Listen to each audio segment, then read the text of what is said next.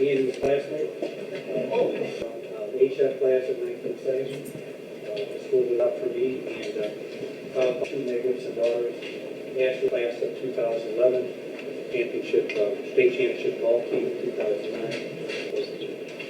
And the termination of Ryan Pitcock. I'd like to gather some facts about that.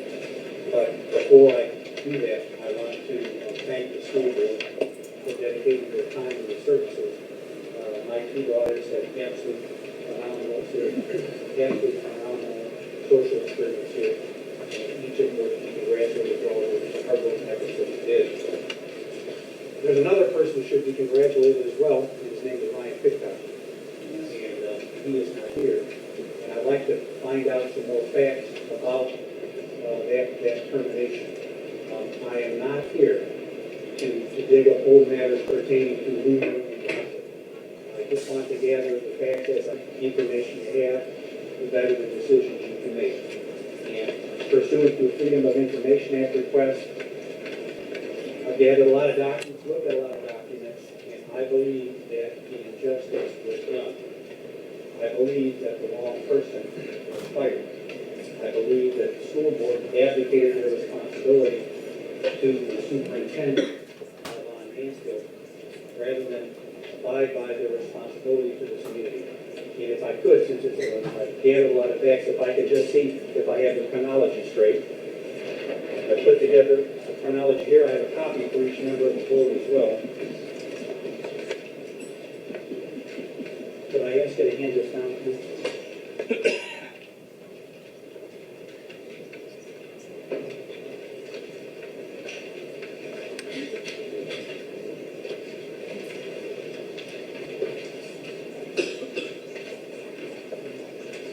It's my understanding that one of the chief functions of the principal is to be in charge of the safety and the security of the school and to liaison with the police department, the Homeland Police Department, Washington Police Department.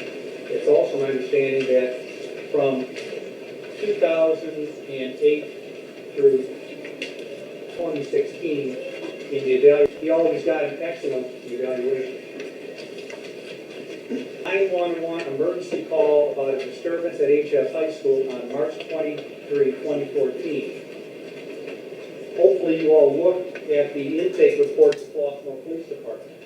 Hopefully you all looked at what Type 1 indicates.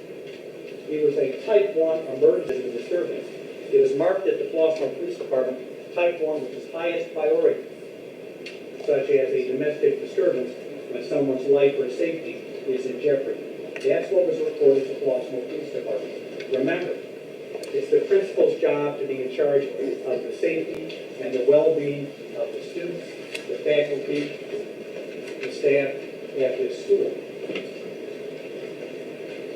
Flossmoor Police Department Weaver arrived. He confronts an individual by the name of NB, Neil Bryant, Jody Bryant's husband.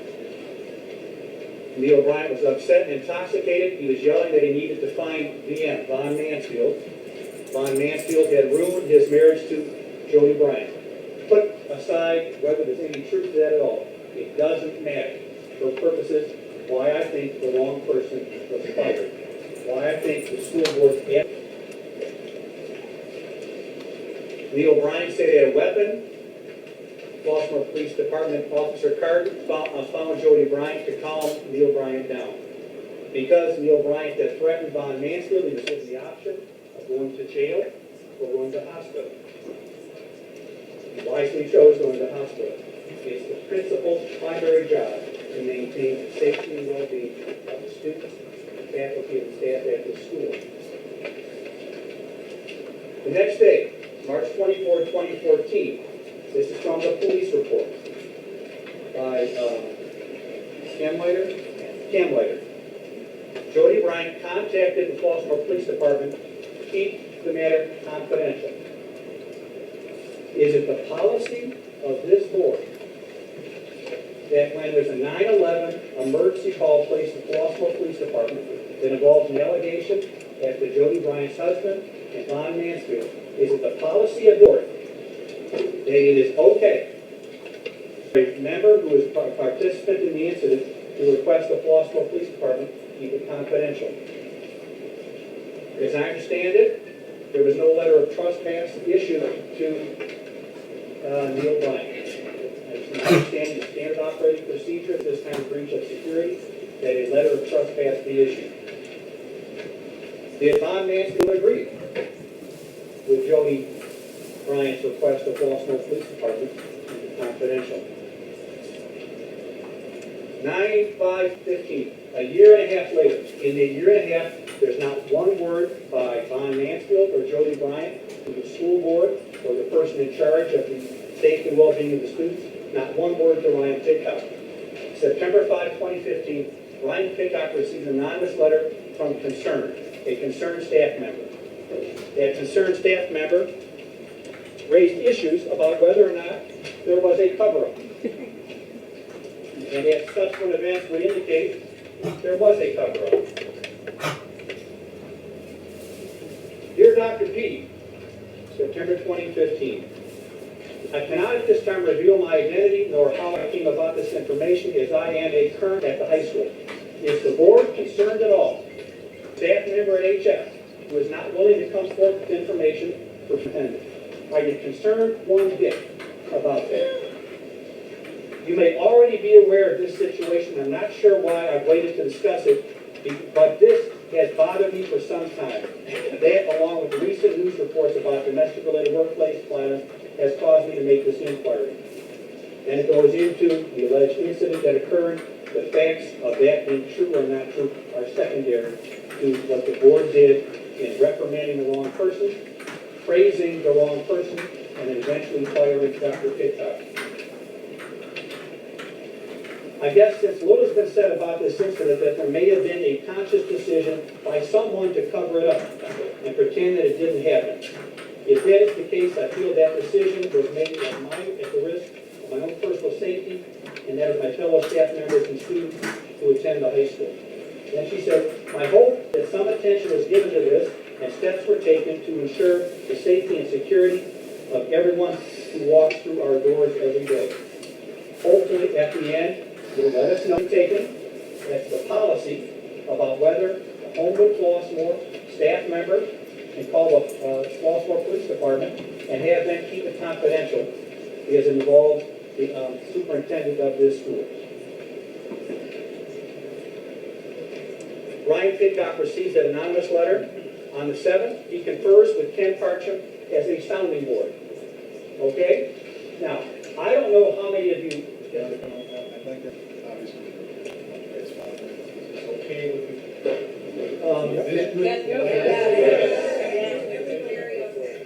Is that okay with everyone here? Yes. It won't be 20 minutes, but I've got 20 people who will refer to these. Last time I checked, 20 times 3 is 60. Well,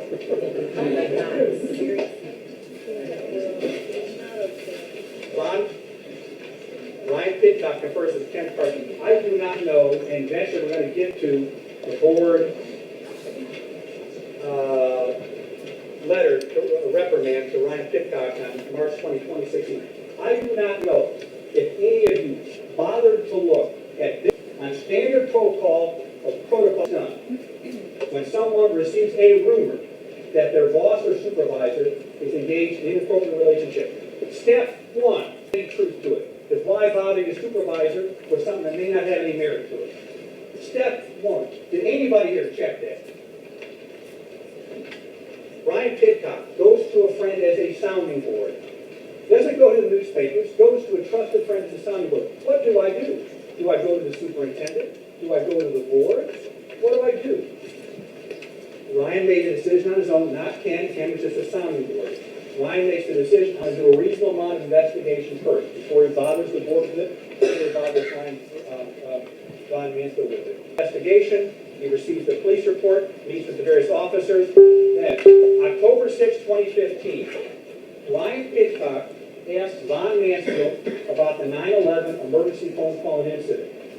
Did any of you investigate whether or not Von Mansfield told Ryan Pitcock the truth?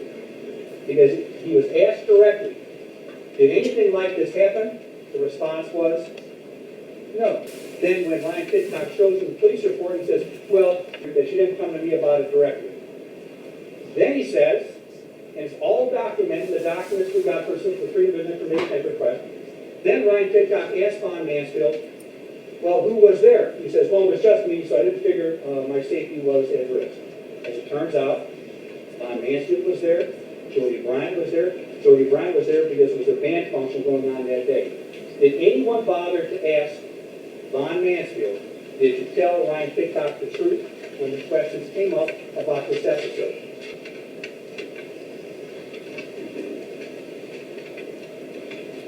Then, Von Mansfield says he didn't tell Ryan Pitcock about it, even though Ryan was in charge of security, even though there was an irate, angry husband wanting to contact Von Mansfield,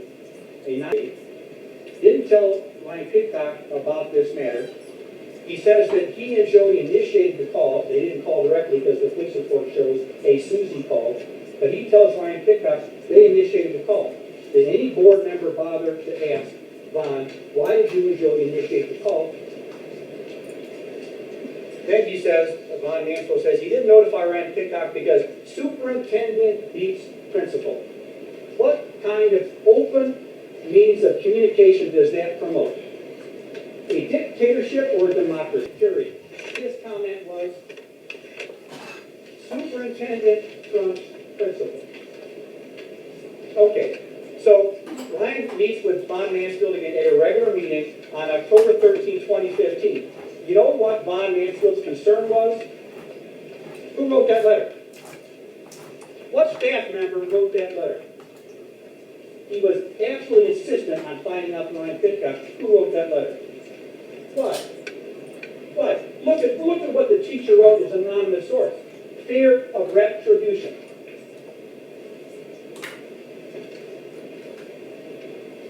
October 19, 2015, Flossmoor Police Department, Cam Leiter to the board, confirms to the Flossmoor Police Department on the following day, says, keep it confidential. You all set policy. You all set reasonable policy. Do you want that to be the policy of this school district?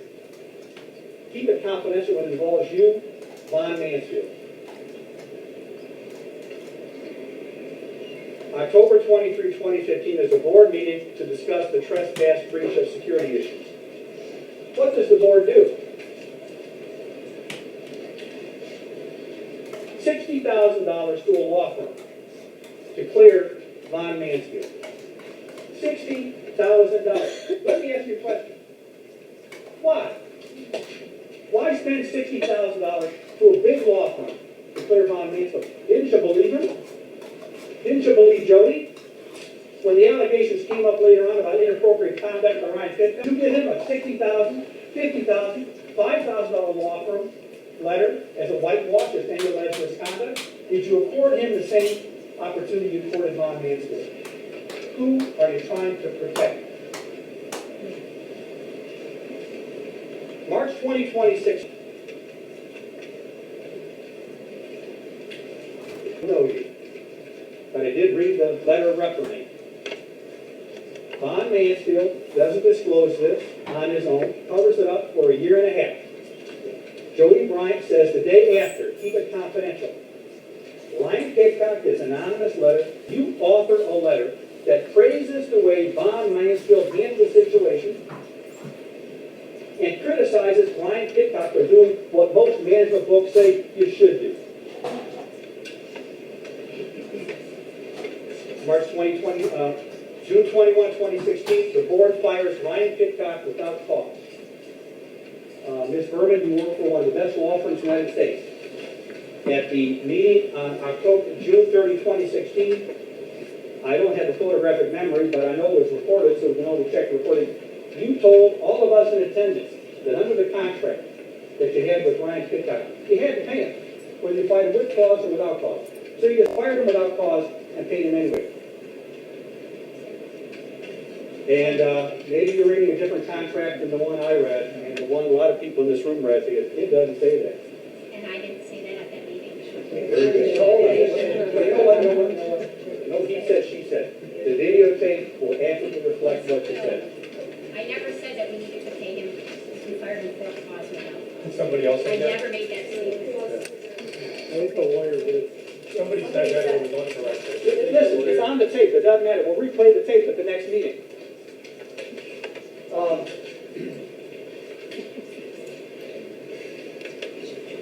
Is it the policy of the board that a staff member who is directly involved with a 9/11 emergency phone call involving her husband coming to the high school, who had a gun, granted it was some sort of air gun or pellet gun in the back of his car, drunk, or intoxicated? Is it the policy of this board, it's okay for a staff member to tell the police department, keep it confidential? Anybody? Mr. Lights, President of the board. Mr. Vice President. Mr. Armstrong. I need it.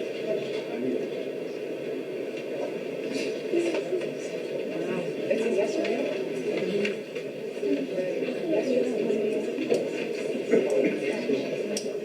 Yes or no? Or you take the Fifth Amendment?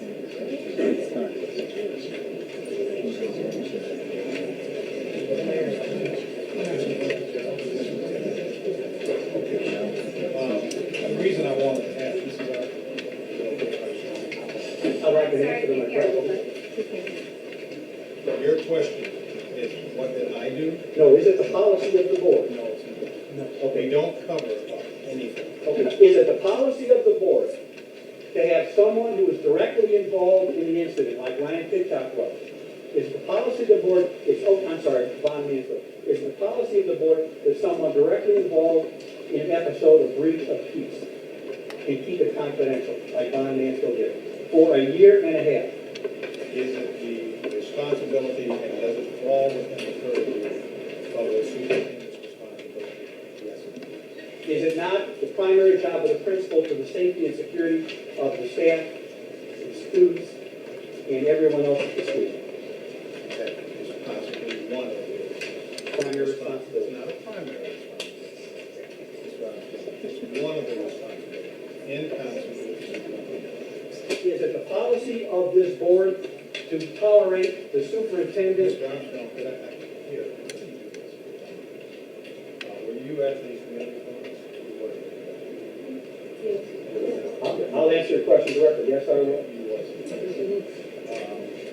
There are so many material inconsistencies and misstatements in that presentation that we can never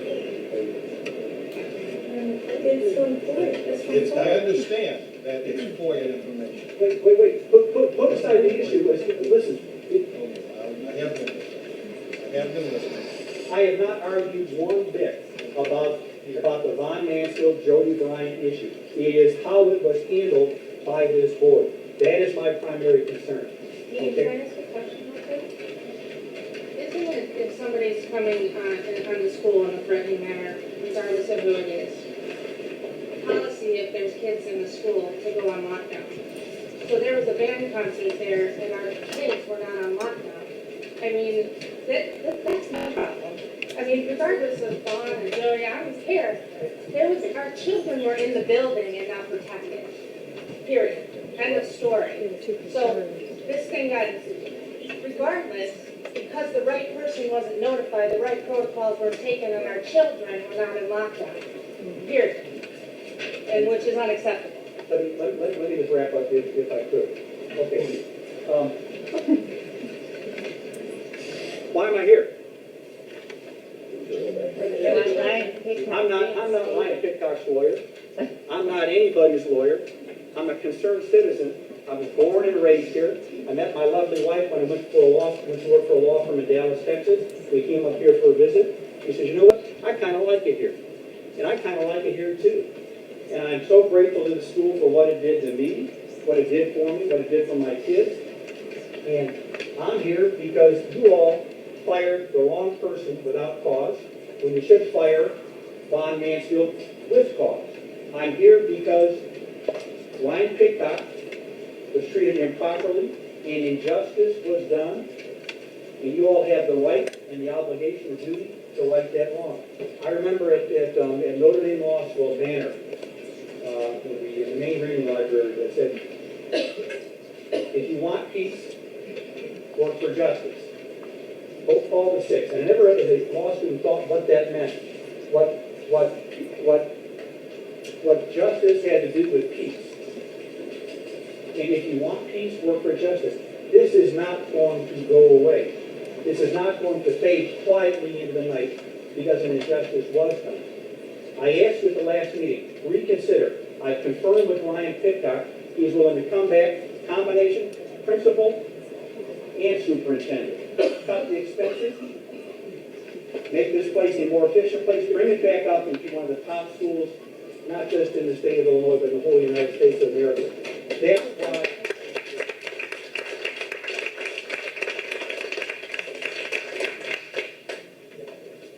Mr. Armstrong, thank you very much. You clearly got a lot out of us. Are there any other comments?